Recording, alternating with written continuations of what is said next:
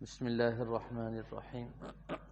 فرمایا کہ ایک صاحب کا خط آیا ہے، لکھا ہے کہ دوسروں کی تکلیف نہیں دیکھی جاتی، تکلیف میں دیکھ کر امداد کرتا ہوں، پھر خود کو تنگی ہوتی ہے، اس کا علاج فرما دیجئے۔ میں نے لکھ دیا ہے کہ اپنی راحت اور دوسروں کی راحت علی وجہ الکمال جمع نہیں ہو سکتی۔ اب اس میں دو مشرب ہیں، بعض کو اپنی راحت مقدم ہوتی ہے اور بعض کو دوسروں کی۔ اب اپنا تحمل اور قوت و ہمت دیکھ لیں، جب تک آدمی برداشت کر سکے کرے، جب اپنے کو تکلیف ہونے لگے چھوڑ دے۔ دوسرے کی تقدیم میں کبھی یہ خرابی ہوتی ہے کہ حقوق واجبہ فوت ہونے لگتے ہیں، اور ان بزرگ کا سوال کرنا یہ خود دلیل ہے عدم تحمل کی۔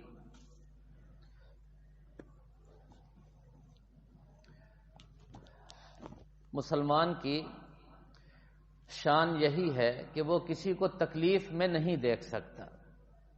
کسی کو بھی جب تکلیف میں دیکھے گا تو خود تکلیف میں آ جائے گا۔ یہ تو ایمان کی علامت ہے، اچھی چیز ہے۔ اب اگلا درجہ ہے جو تکلیف میں ہے اس کی تکلیف کو دور کرنا اور اس کو راحت پہنچانا۔ اب اس میں دو درجے ہیں۔ حضرت فرماتے ہیں ایسا تو نہیں ہو سکتا کہ علی وجہ الکمال خود بھی راحت اپنے آپ کو پہنچا لے اور اس کو بھی علی وجہ الکمال راحت پہنچا لے، مجھے بھی راحت ہو اور اس کو بھی، یہ دونوں چیزیں جمع نہیں ہو سکتی۔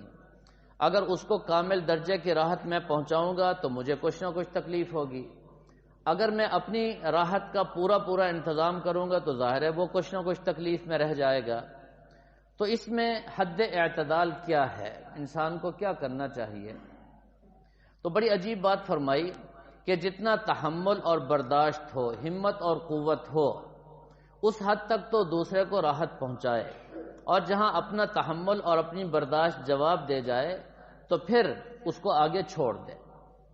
ورنہ کیا ہوگا، اگر اس کو مقدم رکھے گا، اس کی راحت کا انتظام زیادہ کرے گا، تو اپنا نقصان اس حد تک ہوگا کہ فرائض اور واجبات تک بھی یہ چھوڑ بیٹھے گا، اور یہ جائز نہیں ہے۔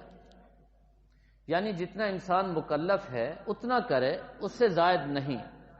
میرا فرض بھی نہ چھوٹے، واجبات بھی نہ چھوٹے، میرے جو مسنون اعمال ہیں ان پر بھی اثر نہ ہو، ان سب کو باقی رکھتے ہوئے دوسرے مسلمان بھائی کی مدد کرنا، یہ بڑے اجر و ثواب کی بات ہے، بڑی فضیلت کا کام ہے، اور اس پر بڑے انعامات کی بشارتیں ہیں۔ لیکن اپنا نقصان کر کے دوسروں کو راحت پہنچانا، اس کی اجازت نہیں۔ ہمارے حضرت جی کثرت سے فرمایا کرتے تھے کہ دوسرے کی گٹھڑی کی حفاظت میں اپنے جوتے گنوا دینا یہ عقل مندی نہیں ہے۔ پھر حضرت قصہ سناتے تھے اس پر کہ ایک صاحب مسجد میں بیٹھے ہوئے تھے اور اپنے ساتھ جوتا بھی رکھا ہوا تھا، تو ایک صاحب آگے جی میری گٹھڑی کا ذرا خیال کرنا، میں ابھی آیا۔ اب وہ گٹھڑی کو دیکھنے اور اس کی حفاظت میں ایسے لگ گئے کہ اپنا جوتا بھول گئے۔ ادھر سے ایک بندہ آیا، جوتا اٹھا کے چلا گیا۔ فرمایا یہ عقل مندی نہیں ہے کہ دوسرے کی گٹھڑی کی حفاظت میں اپنا جوتا گنوا بیٹھے، یہ عقل مندی نہیں ہے، اپنا نقصان نہیں چاہیے۔ یہ تو ایک دنیاوی مثال ہے، مراد اس سے دینی نقصان ہے۔ اپنا دینی نقصان کر کے دوسرے کو دنیاوی نفع پہنچانا یہ عقل مندی نہیں ہے۔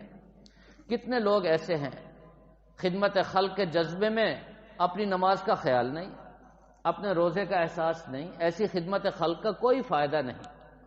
سب سے پہلے میں اپنا دین محفوظ کر لوں، دین کے جتنے احکامات ہیں میں وہ پورے کر لوں، اس کے بعد مجھے جتنا ہمت ہو، توفیق ہو، میں اتنا دوسرے کے ساتھ تعاون کر لوں، دوسرے کو راحت پہنچا دوں، دوسرے کو خیر پہنچا دوں۔ یہ بڑے اجر کی بات ہے، بڑے ثواب کی بات ہے۔ پھر اس میں چھوٹی چھوٹی نیکیاں، رحمت عالم صلی اللہ علیہ وسلم نے فرمایا لا تحقرن، کسی بھی نیکی کو چھوٹا سمجھ کے چھوڑ نہیں دینا چاہیے۔ آج مزاج یہ ہو گئے کہ ہم تو بڑا کام کریں گے، فرمایا بڑا کام، بڑی نیکی وہی کر سکتا ہے جو پہلے چھوٹی کرتا ہے۔ جو چھوٹی نہیں کرتا وہ بڑی نیکی پر کبھی پہنچ بھی نہیں سکتا، اس کو توفیق بھی نہیں ہوگی۔ اب چھوٹے چھوٹے جو کام ہیں نیکیوں کے وہ ضرور کرنے چاہیے۔ مثال کے طور پر نبی پاک صلی اللہ تعالی علیہ وسلم نے ارشاد فرمایا، راستے سے تکلیف دہ چیز کو ہٹا دینا بہت بڑی نیکی ہے تو چھوٹی سی نیکی، لیکن اس کو آپ نے بڑی نیکی فرما دیا۔ اب راستے میں سائیکل کھڑی کر دی، دو آدمی راستے میں کھڑے ہو کر بات چیت شروع کر دیں، آنے جانے والوں کو اس سے بعض دفعہ تکلیف ہوتی ہے۔ فرمایا راستے سے تکلیف دہ چیز کو ہٹانا، درخت پڑا ہوا ہے، کوئی کانٹا پڑا ہوا ہے، کوئی اینٹ اور پتھر ہے، کوئی بھی ایسی چیز ہے جس سے کسی مسلمان بھائی کو تکلیف پہنچ سکتی ہے، اس کو ہٹا دینا۔ فرمایا یہ عمل تو چھوٹا سا ہے لیکن اجر و ثواب اس کا بہت زیادہ ہے، بہت زیادہ ہے۔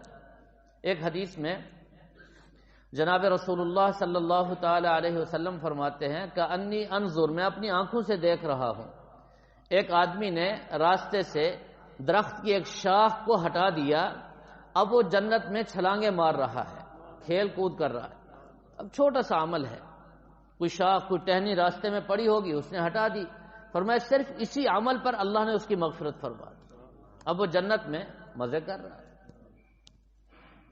اسی طرح ایک چھوٹا سا عمل جناب رسول اللہ صلی اللہ علیہ وسلم ارشاد فرماتے ہیں، فرمایا کہ جب بھی کسی مسلمان بھائی سے ملو، طلق وجہ، مسکراتے چہرے کے ساتھ، مسکراتے چہرے کے ساتھ کسی کو ملنا، سلام کرنا، فرمایا یہ بہت بڑے اجر کی بات ہے، اس کو معمولی نہ سمجھا جائے۔ خوش اخلاقی، خندہ پیشانی، مسکرا کر کے ملنا بڑے اجر کی بات ہے۔ حکیم الامت حضرت تھانوی رحمہ اللہ تعالی نے بڑی عجیب بات ایک جگہ لکھی ہے، فرمایا کہ افسر اپنے ماتحت سے، ماں باپ اپنی اولاد سے، استاد اپنے شاگرد سے تجربہ کر کے دیکھ لے، ایک وقت ان سے سنجیدہ ہو کر بات کریں اور دوسرے وقت مسکرا کر ان سے بات کریں، پھر ان کا فرق دونوں محسوس کریں گے، پتہ چل جائے گا کتنا فرق ہے۔ تو مسلمان کی شان یہ ہے، فرمایا کہ یہ بھی ایک نیکی ہے، ان من المعروف، نیکیوں میں سے ایک نیکی یہ ہے کہ ان تلقا اخاکا، کہ تو اپنے بھائی سے جب بھی ملے مسکراتے چہرے کے ساتھ، اس کو نیکی قرار دیا ہے۔ اب یہ عمل تو چھوٹا سا ہے لیکن اس پر اجر و ثواب بہت زیادہ ہے، اس کے فوائد اور ثمرات بہت زیادہ ہیں۔ جب بھی کوئی آ جائے، اولاد ہے، بہن بھائی ہیں، رشتہ دار ہیں، اعزاء اقربا ہیں، دوست احباب ہیں، کوئی بھی آ جائے، کسی بھی حالت میں ہے انسان، فرمایا مسلمان، آنے والے مسلمان کا حق ہے کہ اس کو مسکراتے چہرے کے ساتھ ملے، اور اگر ایسا چہرہ ہے کہ دیکھ کر ڈر لگ جائے، خوف پیدا ہو جائے، فرمایا کہ اس سے نیکی نہیں ملے گی، سب سے بڑا نقصان، نیکی سے محروم ہو گیا۔ اور آج کل ہمارے ماحول اور معاشرے میں یہ جو چہرے کے تغیرات ہیں، سنجیدگی ہے مصنوعی، اس کے بڑے نقصانات ہیں۔ آپس میں محبتیں ختم ہو گئیں، استاد اور شاگرد کا کیسا رشتہ ہے، ماں باپ اور اولاد کا کیسا رشتہ ہے، افسر اور ماتحت تو ماتحت ہے، اس کے دل میں کامل درجے کی محبت ہونی چاہیے اپنے افسر کی، لیکن نہیں ہے، منہ کے سامنے کچھ ہے، باہر نکلو تو کچھ ہے۔ آج اولاد کی حالت بھی یہی ہے، شاگردوں کی حالت بھی یہی ہے، محبت نہیں ہے۔ اس کی وجہ یہی ہے کہ یہ چھوٹی چھوٹی سنتیں اور یہ چھوٹے چھوٹے اعمال ہم نے چھوڑ دیے، اس کو کمال سمجھا جاتا ہے۔ باپ جب گھر آتا ہے، اولاد چھپ جاتی ہے خوف کے مارے، اور کتنی عورتیں ایسی ہیں کہ شوہر جب گھر میں داخل ہو تو وہ چھپ جاتی ہیں، جی پتہ نہیں یہ کوئی درندہ آ گیا، پتہ نہیں کون آ گیا، جی خوف ہے، نہیں ہونا چاہیے۔ نبی پاک صلی اللہ علیہ وسلم کی سنت یہ ہے، حضرت عائشہ رضی اللہ تعالیٰ عنہ فرماتی ہیں جب بھی آپ گھر میں داخل ہوتے مسکراتے چہرے کے ساتھ، اور حضرت عائشہ رضی اللہ تعالیٰ عنہ فرماتی ہیں میں سمجھ جاتی تھی باہر سے جوتے کی کھسکھساہٹ، اور مجھے اندازہ ہو جاتا تھا، اچھا عورتوں کی حس اس بارے میں بڑی تیز ہوتی ہے، ان کو پتہ چل جاتا ہے میرا شوہر آ رہا ہے، جی فرماتی ہے میں دروازے پر کھڑی ہو جاتی، دروازہ کھولتی، اور مسکراتے چہرے کے ساتھ میں آپ کا ہمیشہ استقبال کرتی تھی۔ بیوی اس طرح استقبال کرے اور شوہر مسکراتے چہرے کے ساتھ داخل ہو تو پھر دیکھو کیسی محبت ہوگی، کیسا تعلق ہوگا۔ اور اگر منہ بنا کر کے شوہر صاحب گھر میں داخل ہوں بیوی دیکھ کے ڈر جائے تو کیسے گھر چلے گا؟ یہ کیسی محبت ہے؟